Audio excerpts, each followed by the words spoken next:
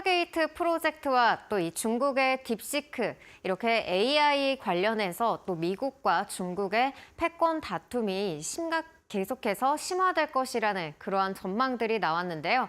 이제는 이 AI에 이어서 또 이 패권 다툼이 양자 컴퓨팅으로 이어질 수 있다는 그러한 전망들도 함께 제시가 되고 있습니다. 이 중국에서 또 새로운 양자 컴퓨터를 개발을 했다는 소식이 전해지면서 이 미국 시장에서는 아이온큐나 리게티 컴퓨팅, 또 디웨이브 퀀텀 같은 이러한 양자 컴퓨팅 대표 종목들이 하락세를 보이기도 했는데요. 하지만 전일장에서는 이 마이크로소프트가 이 새로운 양자 컴퓨팅 칩인 마요라나를 공개를 하면서 다시 한번 이 미국과 중국의 이 패권 다툼이 시작되는 것이 아니냐라는 이야기들이 흘러나오고 있습니다. 최근에 양자 컴퓨팅의 이 최신 트렌드를 본다라고 하면은 이 양자 컴퓨터를 효율적으로 이 기능을 높이는 것에 좀 주력을 하고 있다라고 하는데요. 먼저 양자 컴퓨터에 대해서 간략하게 살펴보면은 0과 1을 동시에 처리를 할 수가 있기 때문에 연산 속도를 높일 수가 있다는 겁니다. 이 기존의 컴퓨터 같은 경우에는 0 혹은 1의 이렇게 성질을 가지는 것에 비해서 이 두 가지 성질을 같이 가질 수가 있기 때문에 연산 효율을 높게 끌어올릴 수 있다라고 발표가 되고 있는 건데요. 양자 컴퓨터가 이렇게 개발이 된다라고 한다면은 이렇게 여러 가지 측면에서 혁신을 불러일으킬 것으로 전망이 되고 있습니다. 특히나 인공지능 같은 경우에는 연산 효율을 높일 수가 있기 때문에 이 AI 학습 속도를 이렇게 100배 이상 끌어올릴 수가 있다고 하고요. 또 이 신약 개발 같은 경우에는 이 신약 후보 물질을 찾는 데 있어서 시간과 비용을 100분의 1로 절감시킬 수가 있다고 합니다. 이로 인해서 암이나 또 난치병을 치유하는 데 있어서 이 치료법을 찾는 데 있어서도 획기적인 그러한 솔루션을 제공할 수 있다라는 평가들이 나오고 있고요. 금융 부분에 있어서도 역시나 여러 가지 리스크들을 미리 감지를 해서 더욱더 수익률을 끌어올릴 수 있는 그런 방법들을 제시할 수 있다고 합니다. 그리고 이 신소재 부분에서도 이 초전도체나 배터리 같은 그러한 부분들도 더욱더 시간을 단축해서 빠르게 개발을 할 수 있다고 하고요. 역시나 기후 변화 쪽에 있어서도 역시나 혁신적인 그러한 솔루션을 제공할 것으로 예상이 되고 있습니다. 이 양자 컴퓨팅이 최근의 트렌드라고 한다면은 앞서서 말씀드렸듯이 이 효율성이라는 부분을 짚어볼 수가 있는데요. 기존에는 이 큐비트를 한 칩에 더욱더 많이 넣는 것에 집중을 했습니다. 이렇게 이 집중도를 높이는 것에 이렇게 초점을 맞췄다고 한다면은 최근에는 양자 오류를 수정하고 또 소프트웨어를 최적화해서 연산 효율을 높이는 데 집중을 하고 있다라고 합니다.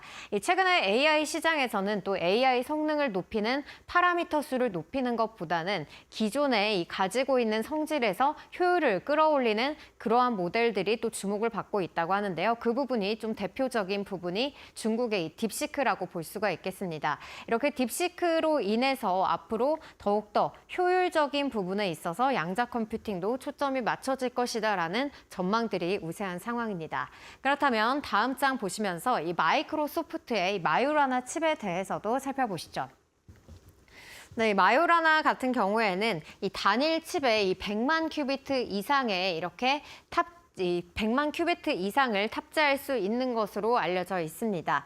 이로 인해서 연산 오류를 좀 획기적으로 개선할 수 있다고 하는데요. 이 연산 오류를 획기적으로 개선할 수 있는 데는 이 위상 초전도체가 사용이 됐기 때문이라고 합니다. 모양이 변해도 이 본질이 유지가 되기 때문에 안정성이 높아진다라고 하는데요. 기존의 초전도체 같은 경우에는 이 온도나 환경이 변화를 하면은 안정성이 좀 많이 떨어지는 부분들을 보였었는데 이 위상 초전도체 같은 경우에는 계속해서 이 모양을 유지를 할 수 있기 때문에 안정성을 더욱더 끌어올릴 수 있다라고 합니다. 그리고 이 양자 오류와 더불어서 이 집적도의 한계를 뛰어넘는 칩을 개발했다라는 평가를 받고 있는데요. 우리가 반도체에서도 이렇게 층을 높이 쌓아 올리는 HBM처럼 이렇게 집적도를 계속해서 집중하기보다는 계속해서 효율을 높이고 있는 부분에 집중을 했다라는 부분 체크를 해볼 수가 있을 것 것 같고요. 그리고 큐비트가 100만 개 이상이 탑재됐다라는 것은 이 양자 컴퓨터의 상용화를 앞당길 수도 있다라는 평가를 받고 있습니다. 기존의 이 엔비디아 젠슨왕 CEO 같은 경우에는 또 양자 컴퓨팅이 상용화되기까지는 뭐 한 30년이 걸릴 것이다 이러한 발언들도 내놨었는데요. 이번에 이 마이크로소프트의 이 마요라는 칩을 통해서 또 양자 컴퓨터의 상용화 시기가 5년에서 10년으로 이렇게 앞당겨졌다라는 분석들도 함께 나오고 있습니다. 이러한 분석과 더불어서 이 빌 게이츠의 마이크로소프트 공동 창업자 같은 경우에도 앞으로 이 3년, 5년 안에 이렇게 충분한 큐비트를 얻을 수가 있고 상용화에 앞서 나갈 수 있다라는 부분을 함께 발언을 꺼내놓기도 했습니다. 그럼 다음 장 통해서 계속해서 살펴보시죠. 네, 이 미국 시장 안에서도 계속해서 이 기업들의 경쟁이 치열해지고 있는 부분들 살펴볼 수가 있을 텐데요. 이 구글 같은 경우에는 지난해 윌로우 칩을 공개를 했습니다. 이 10억 년이 걸리는 계산을 단 5분 내에 수행하면서 주목을 끌었었고요. IBM 역시도 이렇게 지난해 11월에 이 퀀텀 헤론이라는 양자 칩을 공개를 했습니다. 전작 대비해서 연산 작업을 이렇게 2.2시간으로 대폭 줄여나간 부분 체크를 해볼 수가 있겠고요. 올해는 이 4,000큐비트 이상의 또 양자 컴퓨팅을 출시할 예정이라고 합니다.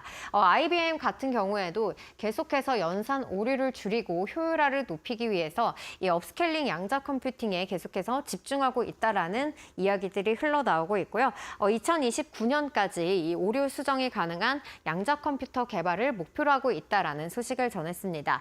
이러한 기업들과 더불어서 또 빅테크 기업들인 아마존과 엔비디아도 계속해서 양자 분야에 좀 적극적으로 투자하고 있는 것으로 알려져 있습니다. 이렇게 미국 기업들이 계속해서 개발을 늘려나가고 있는데 중국 역시도 이 새로운 양자 컴퓨팅 이 칩을 개발을 했다, 양자 컴퓨터를 개발했다라는 소식을 전해들기도 했습니다. 이 중국의 스타트업 기업인 이 오리진 퀀텀이 이 신형 양자 컴퓨터인 오리진 우콩을 공개를 했습니다. 네, 여기에 보시는 그 사진이 이 신형 모델이라고 할 수가 있는데요. 여기에는 이 72큐비트 규모의 초전도 양자 컴퓨터가 개발이 됐다라는 그러한 것을 밝혔습니다. 기존에 이 미국에서 64큐비트의 모델이 개발이 된 것에 비해서 좀 많이 발전된 모습을 나타냈다는 점 확인을 해볼 수가 있고요. 그리고 현재 전 세계의 2천만 명의 사용자가 이 양자 컴퓨터에 원격으로 방문을 했다라는 소식도 전해졌습니다. 이로 인해서 이 중국의 양자 컴퓨팅 기술력이 얼마나 뛰어난지를 또 한 번 더 입증해 줄 수 있는 대목이다라는 그러한 이야기들도 함께 흘러나오고 있고요. 그리고 오리진 퀀텀 같은 경우에는 이 양자 컴퓨팅 관련해서 관련 특허 역시도 좀 많이 가지고 있는 것으로 알려져 있습니다. 전 세계 6위를 기록을 하고 있고요. 중국 내에서는 1위를 기록을 하고 있다라고 합니다. 따라서 이 오리진 퀀텀의 이 기술력 앞으로 또 어디까지 향상될 수 있을지 여부도 좀 지켜봐야 될 것 같고요.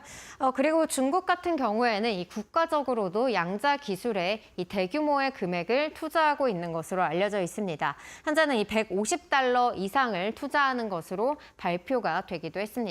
네, 이렇게 미국과 중국이 계속해서 양자 컴퓨팅 분야에서 앞서 나가는 모습을 보이고 있는데요. 그렇다면 또 우리나라는 현재 양자 컴퓨팅이 어떻게 또 개발이 되고 있고 현재 주소는 어떨지도 한번 체크를 해봐야겠습니다.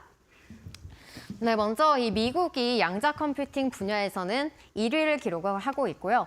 이어서 중국이 35점으로 2위를 기록을 하고 있습니다. 이어서 독일과 일본이 이렇게 상위권을 차지를 하고 있는데요. 이 점수를 보시면은 한국은 2.3점으로 굉장히 많은 격차가 난다는 부분을 체크를 해보실 수가 있을 것 같습니다. 이로 인해서 정부에서도 올해 이 1,980억 원의 예산을 편성했다라고 하면서 앞으로 이 양자 컴퓨팅 분야를 육성하겠다라는 발표를 꺼내들기도 했습니다.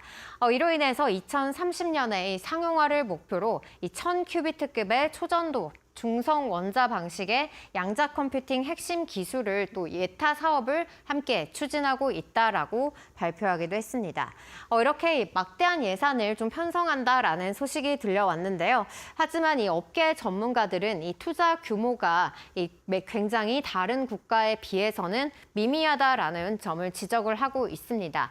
기술 개발 측면에서도 역시나 다른 국가들과는 아직까지 좀 많이 격차가 벌어져 있는 상황이다라고 발표를 했고요. 그리고 이 인력 부족 문제도 계속해서 꼽고 있습니다. 이 박사급의 인력이 부족하기 때문에 앞으로 빠르게 기술을 개발해내기 위해서는 조금 한계가 있을 거다라는 지적 또한 함께 꺼내들고 있습니다. 하지만 이 긍정적인 좀 전망도 함께 제시가 되고 있는데요. 이 앞서서 살펴봤듯이 마이크로소프트의 이 마요라나 같이 이 위상 초전도체 양자 컴퓨팅 분야는 앞으로 새로 열리는 분야이기 때문에 현재는 기술 격차가 좀 크지 않은 것으로 나타나 있습니다. 따라서 이 위상 초전도체 분야의 양자 컴퓨팅을 개발을 한다면은 앞으로 이 국가들을 빠르게 또 추격할 수도 있을 것이라는 전망들도 함께 흘러나오고 있습니다. 네, 여기까지 마이크로소프트의 마요라나 칩과 또 양자 컴퓨팅의 트렌드를 함께 살펴봤는데요.